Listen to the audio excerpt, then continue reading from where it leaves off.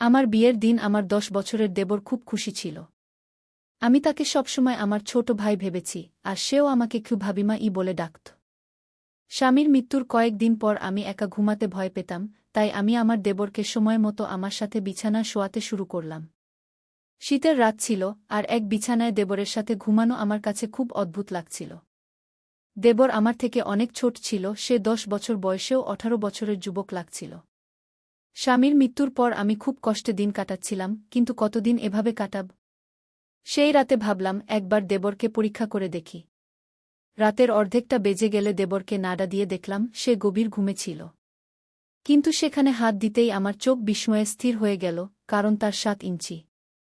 2 দিন আগেই আমার স্বামী এই দুনিয়া ছেড়ে চলে গেছে। আমার বাড়িতে আমার শ্বশুর শাশুড়ি বা ননদ কেউ ছিল না। আমার স্বামীর এই দুনিয়ায় তার ছোট ভাই ছাড়া আর কেউ ছিল না। রাহুলের বয়স মাত্র 10 বছর ছিল, সে আমার থেকে ছোট ছিল। জীবনে আমি তাকে কখনো ছোট ভাইয়ের বেশি কিছু ভাবিনি। আমার দেবর 10 বছরের ছিল, আমি তাকে সবসময় শিশুর মতোই ভেবেছি।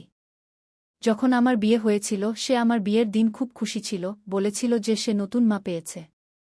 কিন্তু আমার মা আমাকে বারবার বোঝাতেন, বেটা, তোমার দেবর তোমার ছেলে নয়, এটাকে দূরত্বে রাখো। কিছুদিন পর সে বড় হয়ে যাবে, তখন তার ও তোমার মধ্যে পর্দা জরুরি হবে। তাই এখন থেকেই এটা অভ্যাস করো যে সে যেন তোমার ঘরে বিনা কারণে আসতে না পারে। আমি অনেকবার দেখেছি যে তোমার দেবর অকারণে তোমার ঘরে চলে আসে। বেটি, তোমার এমন করা উচিত নয়। তুমি একজন বিবাহিত মেয়ে, তোমাকে তোমার স্বামী ও পরিবারেরও খেয়াল রাখতে হবে গু। আমি আমার মায়ের কথা শুনে মনে হতো যে মা রাহুল সম্পর্কে খুব খারাপ ভাবেন, তাই আমি তার কথায় রাগ করতাম। কিন্তু আজ যখন আমি অসহায় হয়ে গেলাম, আমার স্বামী এই দুনিয়া ছেড়ে চলে গেছে, তখন আমার চোখ দিয়ে অশ্রু ঝরছিল। আমি ভাবতে পারিনি যে সে আমাকে তার 10 বছরের ভাইয়ের উপর রেখে চলে যাবে। আমার জীবন কঠিন হয়ে পড়েছিল, কাঁদতে কাঁদতে আমার অবস্থা শোচনীয় হয়ে গিয়েছিল। রাত 12টা বেজে গেছে, আমার দেবর রাহুল এখনও বাড়ি ফেরেনি। সে সম্ভবত তার ভাইয়ের আত্মীয়দের সাথে ব্যস্ত ছিল। আমার মন এতটাই সন্তুষ্ট ছিল যে সে বাড়ি না আসলেই ভালো, কারণ যদি সে বাড়ি আসে, তাহলে আমিও নিজেকে অপরিচিত মনে করব। আমার মায়ের কথা বারবার মনে পড়ছিল, কিন্তু এই মুহূর্তে বাড়ির দরজায় কড়া নাড়ল। আমার হৃদয় লাফিয়ে উঠল। আমি ভাবলাম কে হতে পারে, কিন্তু বাইরে থেকে রাহুলের কণ্ঠ শোনা গেল, ভাবি, দরজা খোলো। আমি ভয়ে ভয়ে দরজা খুললাম। আজ এই বাড়ি আমার কাছে জঙ্গলের মতো মনে হচ্ছিল।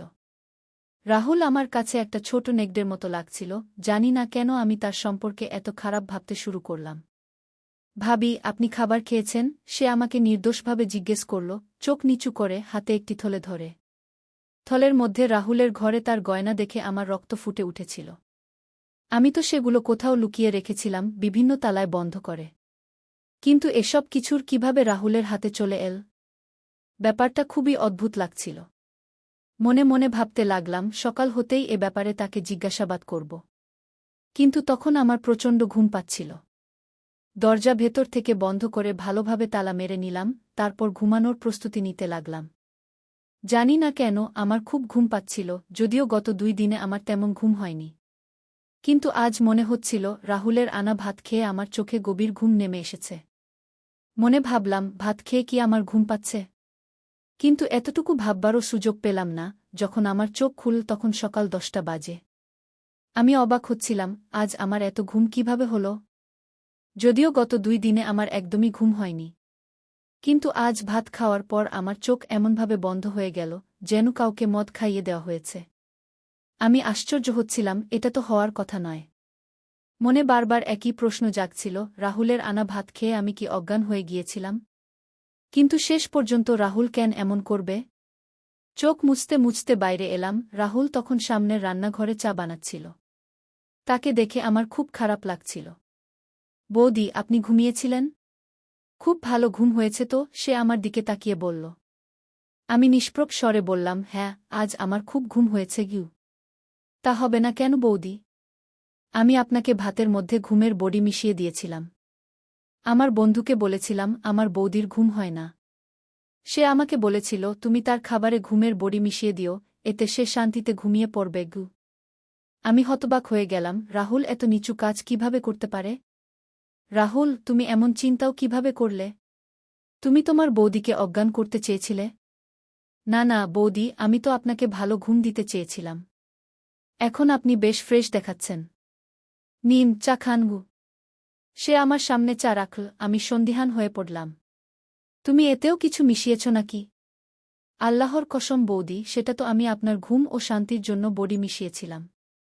আপনি যদি বলেন, আমি এখনই আপনার সামনে এই চা খেয়ে নিই। বরং আমরা অর্ধেক অর্ধেক ভাগ করে খাই। সে গ্লাস থেকে এক চুমুক নিয়ে আমাকে দেখাল, তখন আমি বিশ্বাস করে নিলাম। বললাম, ঠিক আছে, আমাকে মাফ করো। আমি তোমার ব্যাপারে সন্দিহান হয়ে যাই। রাহুলের মুখ দেখলে তার মায়াময় ভাব দেখে আমার বিশ্বাস হয়ে যেত, কারণ সত্যিই তার মুখে প্রচণ্ড মায়া ও ভদ্রতা ছিল। আজ আমি তাকে কিছু বলিনি। আমি জানতে চাইছিলাম সে নিজে থেকে আর কি বলবে। কারণ আমি তার ঘরে যা দেখে এসেছি তার কোনো ক্ষমা নেই। কিছুক্ষণ পর সে নিজেই মুখ খুল, বৌদি, আমি আপনার গয়না বিক্রি করতে চাই। আমার একজন খুব বিশ্বস্ত ও সৎ চাচা আছেন, তিনি আমাদের গয়না বিক্রি করে অনেক টাকা দেবেন। আমরা সেই টাকা দিয়ে বাড়ি কিনে নেব। এই ভাড়া বাড়িতে আমরা আর কতদিন থাকব? বাড়িওয়ালা তো পরশু ভাড়া নিতে আসবে, আমাদের কাছে তো টাকা নেই। রাহুলের কথা শুনে আমি হতবাক হয়ে গেলাম। এতদূর তো আমি নিজেও ভাবিনি, সে কিভাবে ভাবল? ব্যাপারটা খুবই অদ্ভুত ছিল। বললাম, রাহুল, তোমার মাথায় এ চিন্তা এল কিভাবে যে আমরা নতুন বাড়ি করব? বৌদি, আমাকে তো আগামী দিনে বিয়েও করতে হবে। আমাদের সারা জীবন একসাথে থাকতে হবে, নতুন বাড়ি তো থাকা উচিত। ভাড়া বাড়িতে মানুষ শুধু অপমানিত ও লাঞ্ছিত হয়। রাহুলের কথা ঠিক ছিল, তাই আমি তাকে গয়নার ব্যাপারে কিছু বলিনি। কিন্তু আমার ভয় ছিল, সে গয়না বিক্রি করে যদি আমাদের টাকা না দেয়, তাহলে কি হবে? আমি একজন বিধবা মহিলা, আমার দেবর 10 বছরের বাচ্চা, এ অবস্থায় যে কেউ আমাদের সহজেই ঠকাতে পারে। ভাবলাম, এ ব্যাপারে কারো সাথে পরামর্শ করে নিই। আমি আমার মায়ের বাড়ির লোকদের বলব, তারা নিশ্চয়ই সাহায্য করবে। রাহুল তো ছোট বাচ্চা, কিন্তু এ ব্যাপারে আমি এখনও রেগেছিলাম যে সে আমার ঘর থেকে এত তালা ভেঙে গয়না কিভাবে বের করল। অথচ তালাগুলো ভাঙাও ছিল না। আর গয়নার ব্যাপারে আমি তো রাহুলকে বলিওনি। এখন আমার রাহুলের উপর রাগ হচ্ছিল, কিন্তু যখনই সে কিছু করত, তার মিষ্টি কথা ও বুদ্ধিমত্তা আমার রাগের আগুন ঠান্ডা করে দিত। আমি আমার মায়ের বাড়ির লোকদের বললাম, আমি এই গয়না বিক্রি করে বাড়ি কিনতে চাই। তারা আমাকে বলল, না, বাড়ি কেনার দরকার নেই। তুমি এখন বিধবা হয়ে গেছ, তোমাকে এখন আমাদের বাড়ি আসতে হবে। কিন্তু আমি তাদের বাড়ি যেতে পারতাম না। আমি জানতাম আমার ভাইরা তাদের স্ত্রীদের গোলাম। তারা তাদের বিধবা ভাবিকে কখনোই সাহায্য করবে না, সারা জীবন মানুষ তাদের উপর নির্ভর করে থাকতে পারে না। এখন একটা ভালো সুযোগ ছিল, আমি আমার গহনা বিক্রি করে একটা বাড়ি কিনতে পারতাম। আমার স্বামী তার জীবনে আমার জন্য অনেক গহনা বানিয়েছিলেন, কিন্তু আমার ভাইদের মনোভাব দেখে আমি সেই গহনা দেওয়ার সিদ্ধান্ত নিয়েছিলাম। এখন আমি রাহুলের উপরই নির্ভর করছিলাম। আমি বললাম, রাহুল, তুমি চাইলে সেই গহনা বিক্রি করে দাও। আমি আমার মায়ের বাড়ির লোকজন এবং তাদের আচরণ থেকে হতাশ হয়ে গিয়েছি। রাহুল সেই গহনা নিয়ে তার সেই চাচার কাছে গিয়ে দিয়ে দিল এবং 2 দিন পর আমাদের জন্য একটা খুব ভালো জায়গায় বাড়ি খুঁজে বের করে বাড়ির চাবি এবং কাগজপত্র রাহুলের হাতে দিয়ে দিল। আমি এই পুরো প্রক্রিয়ায় অবাক হয়ে গিয়েছিলাম যে 2 দিনে এত তাড়াতাড়ি এই বাড়ি আমরা কিভাবে পেলাম, যখন সাধারণত মানুষকে অনেক কাজ করতে হয়, বাড়ির স্থানান্তর, বাড়ির কাগজপত্র, এমন অনেক কিছু যা করতে মানুষের পরিশ্রম এবং সময় লাগে। যখন রাহুল কাগজপত্র নিয়ে এসে আমার হাতে দিল, আমি অবাক হয়ে গিয়েছিলাম। সে ছিল মাত্র 10 বছরের, কিন্তু তার চিন্তাভাবনা ছিল বড়দের মতো। তারপর সে একটা অদ্ভুত কথা বলল যে, ভাবি, আমরা পুরো বাড়ি পরিষ্কার করে নেব, তারপর তোমার সাথে একটা জরুরি কথা বলতে হবে।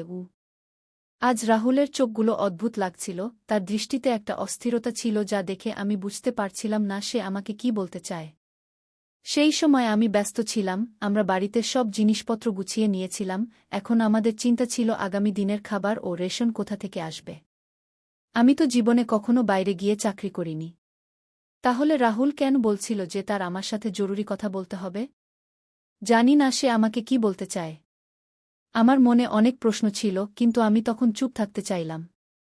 সন্ধ্যায় আমি সব জিনিস নিজ নিজ জায়গা রেখে দিয়েছিলাম।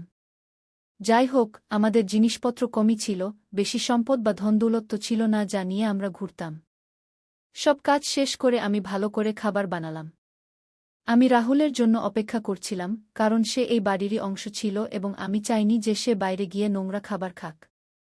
আমি তার জন্য খুব যত্ন করে খাবার বানিয়েছিলাম, ঠিক যেমন আমার স্বামীর পছন্দ অনুযায়ী আগে বানাতাম, সব রকম আদরত্ন এবং খেয়াল রাখতাম। অনেক খাবার বানানোর পর আমি টেবিলে রেখে দিলাম এবং রাহুলের আসার জন্য অপেক্ষা করতে লাগলাম। কিন্তু আজ সে বাড়ি আসেনি। আমার খুব অদ্ভুত লাগছিল, এই সময় তাকে বাড়িতে থাকা উচিত ছিল, যখন রাত 10টা বেজে গেছে। ভাইজের মৃত্যুর আগে সে সন্ধ্যা 5টার মধ্যে বাড়ি চলে আসত এবং তারপর কখনো বাইরে যেত না। আমরা যখন বাইরে আইসক্রিম খেতে যেতাম সে আমাদের সাথে যেত, কিন্তু একা কখনো বাইরে যেত না। আমার ভয় হচ্ছিল, আমি তার জন্য অপেক্ষা করতে লাগলাম, এমনকি রাত 12টা বেজে গেল। ততক্ষণে সে দরজায় কড়া নাড়ল। আমি রেগে দরজা খুলে তার উপর ঝাঁপিয়ে পড়লাম, কোথায় ছিলে তুমি রাহুল? তোমার লজ্জা হয় না? আমি তোমার বিধবা ভাবি, তোমার জন্য অপেক্ষা করছিলাম। তোমার জন্য খাবার বানিয়েছি, আর তুমি? তোমার ভাই চলে যাওয়ার পরেই আওয়ারা হয়ে গেছ। এমন কথা যা তুমি বাড়িতে করতে পারো না, বাইরে যেতে হয়। তোমার বন্ধুকে এখানেই ডেকে আনো গে। ভাবি, আমি এমন করতে পারব না। সে চোখ তুলে আমাকে এমন রেগে তাকাল যে আমি ভয় পেয়ে গেলাম। কিন্তু সে তো একাই ছিল। আমি মনে মনে ভাবলাম, আমি তাকে ভয় দেখাতে পারি। এই ভাবনায় তার সাথে কথা বলছিলাম, সে বিকটভাবে আমার উপর চিৎকার করে উঠল, ভাবি, বন্ধ করুন। আমি এখন আপনার কোনো কথা শুনতে চাই না। আপনি যে খাবার বানিয়েছেন তা আপনি নিজেই খেয়ে নিন, খেয়ে বলে সে তার ঘরের দিকে চলে গেল। সেই সময় সে যেন কোনো 40 বছরের পুরুষের মতো রেগে গিয়েছিল। আমার খুব খারাপ লাগছিল। সে রেগেছিল, নিশ্চয়ই কোনো কথা তার পিছনে লুকিয়ে আছে। এই ভেবে আমি তার ঘরে গিয়ে দরজায় কড়া নাড়লাম। সে দরজা খুলে আমাকে অদ্ভুত দৃষ্টিতে তাকিয়ে বলল, একটা কথা বলি ভাবি, আপনি আমার সাথে বিয়ে করে নিন। নইলে আপনি কাফির হয়ে যাবেন। তার কথা শুনে আমার চোখ ছানাবড়া হয়ে গেল। তুমি এমন ভাবতেই পারো কি করে যে আমি তোমাকে বিয়ে করব? আমি বললাম, তোমার মায়ের মতো ভালোবাসা, তুমি তো আমাকে সকাল সন্ধ্যা মা বলো, এখন কি হয়ে গেল? কে তোমার মাথা খারাপ করে দিয়েছে? এত নিচু কথা তুমি মনে আনলেই বা কি করে, আর মুখ দিয়ে বললেই বা কি করে? আমি রাগে আগুন হয়ে গিয়েছিলাম। সে একদম নিঃসংকোচে আমার সামনে হাত বাঁধে দাঁড়িয়ে আমাকে তাকিয়ে থাকল। তার দৃষ্টিতে আমার ভয় লাগছিল। আমি কথা বলতে বলতে হঠাৎ চুপ হয়ে গেলাম। সেখান থেকে ফিরে এসে আমার ঘরে বসে পড়লাম। আমি ঘরের দরজা ভালো করে বন্ধ করে দিলাম। আমার বুক ধরাস ধরাস করছিল। আমি ভাবতেই পারছিলাম না যে রাহুল এমন হবে এবং আমার সাথে এমন কথা বলবে। আমি তো তাকে সবসময় আমার সন্তানের মতো মনে করতাম। এখনও আমার সন্তান হয়নি, কিন্তু তবুও রাহুল সম্পর্কে আমার স্বামী আমাকে বলেছিলেন, তুমি তাকে সবসময় নিজের সন্তানের মতো মনে করে লালন পালন করবে। তার মা নেই, বাবা নেই, এখন তুমিই তার সব। রাহুলের এই কথায় আমার খুব কষ্ট হচ্ছিল। আমি ভেবেছিলাম, আজকের পর আমি রাহুলের সাথে কোনো কথা বলবো না। আইনত এই বাড়ি আমার নামে ছিল। আমি এই বাড়িতে একা থাকতে পারতাম। কিন্তু রাহুল যদি আবার এমন হটকারিতা করে, তবে আমি তাকে বাড়ি থেকে বের করে দেব। এই বাড়ি আমার স্বামীর টাকায় তৈরি, আমার নামে, কিন্তু রাহুলের এখানে থাকার কোনো অধিকার নেই। যদি সে তার ভাবিকে সম্মান না দিতে পারে, যা তার দেওয়া উচিত ছিল। আমার নীরবতা এখন রেগে গিয়েছিল। সকালে উঠেই আমি রাহুলের ঘরের দরজা জোরে জোরে পিটানো শুরু করলাম। তখন আমি বুঝতে পারলাম যে তার ঘরের দরজা ভিতর থেকে বন্ধ নেই। আমি বাইরে থেকে দরজা খুলে দেখলাম, ঘর খালি। ঘরে কিছুই নেই। রাহুল কোথায় গেল? আমি মনে মনে ভাবতে লাগলাম। আমার বুক রেগে ধড়ফড় করছিল। আমি বাইরের দরজার দিকে তাকালাম, দরজা বাইরে থেকে বন্ধ। এর মানে রাহুল আমাকে বাড়িতে বন্দি করে রেখে গেছে। আমি মনে মনে ভাবলাম, তখন আমার তার প্রতি ঘৃণা জন্মাল। এত ছোট বয়স, মাত্র 12 বছর, আর এমন হটকারিতা। এই ভেবে আমি বাইরে যাওয়ার সিদ্ধান্ত নিলাম, কিন্তু তখন মনে পড়ল যে আমি ইদ্যতের মধ্যে আছি। বারবার বাড়ি থেকে বের হওয়া ভালো নয়। এই ভেবে আমি অসহায় হয়ে বসে পড়লাম। স্বামীর মৃত্যুর 1 মাস হয়ে গিয়েছিল। সেই 1 মাসে রাহুল কতটা বদলে গেছে আমি মনে মনে ভাবতে লাগলাম। খোদা যদি আমাকে সন্তান দিত, তবে আমি এখন রাহুলের উপর নির্ভরশীল হতাম না। আমি আমার সন্তানের উপর ভরসা করে জীবন কাটিয়ে দিতাম। কিন্তু এখন আমি এটাকে কি বলবো? আমার তো এর সাথে কোনো সম্পর্কই নেই। যে মানুষের কারণে সম্পর্ক ছিল সে তো এই দুনিয়া থেকে চলে গেছে গি। আজ আমি সিদ্ধান্ত নিয়েছিলাম যে রাহুল এলে আমি তার সাথে স্পষ্ট কথা বলব যে সে এই বাড়িতে থাকতে পারবে না। রাত তখন প্রায় 6টা বাজে, মানে রাত এখনও শুরু হয়নি, এমন সময় আমার বাড়ির দরজায় জোরে জোরে কড়া নাড়া হতে লাগল। আমি ভাবলাম বাইরে রাহুল হবে। কিন্তু যখন আমি দরজা খুললাম তখন সামনে ৩-৪ জন লোক দাঁড়িয়েছিল। এই লোকগুলো খুব অদ্ভুত রেগে গিয়েছিল।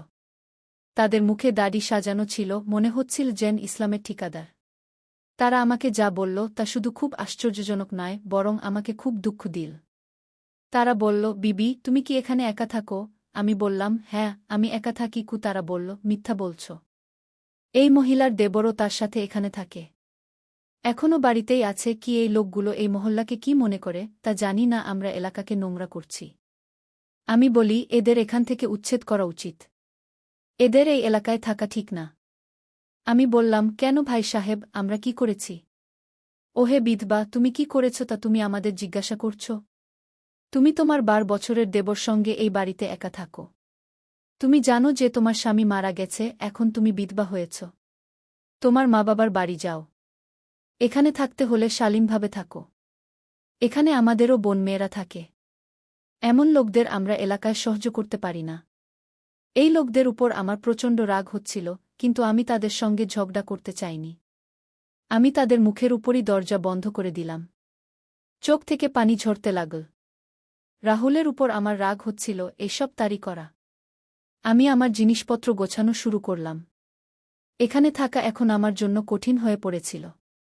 আমি জানতাম রাহুলই আমার সম্পর্কে এমন কথা ছড়িয়েছে যেন আমি খুব অপরাধী নারী।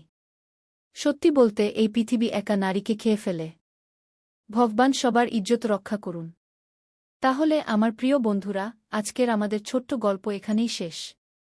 আপনি এই গল্পটি কেমন লাগলো কমেন্ট করে অবশ্যই জানাবেন।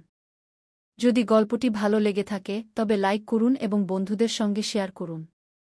যদি আপনি এরকম আরও ইন্টারেস্টিং এবং রোমান্টিক গল্প শুনতে চান তবে চ্যানেলটি সাবস্ক্রাইব করুন এবং বেল আইকন অন করে রাখুন, যাতে আমার নতুন ভিডিওর নোটিফিকেশন আপনি তাৎক্ষণিক পেতে পারেন। কাল দেখা হবে আরও একটি নতুন গল্প নিয়ে। ধন্যবাদ।